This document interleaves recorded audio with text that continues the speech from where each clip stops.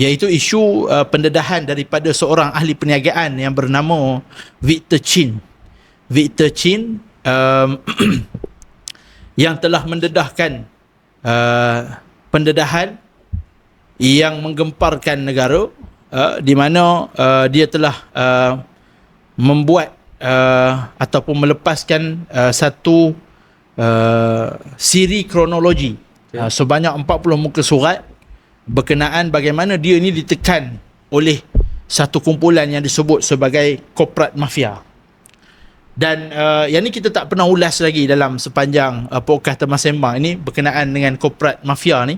Sebenarnya kita dah dengar sewaktu hujung bulan puasa ataupun dah masuk bulan puasa, saya tak ingat dah. Di mana satu portal berita antarabangsa Bloomberg telah mendedahkan bahawasanya terdapat sindiket korporat mafia di Malaysia ini.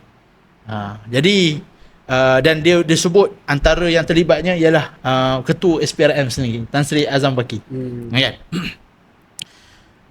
Berita tu meletup dan kita di Teman Sembang tak sempat nak cover pasal kita pun berpuasa dan kita cover topik yang lebih penting. Sebab Teman Sembang menganggap badak aku bro lebih penting daripada cerita ni. Allah. Apa ni? Jadi kita tak cover. Jadi ini saya rasa kesempatan yang baik kita nak cover sebab dia dah ada lanjutan.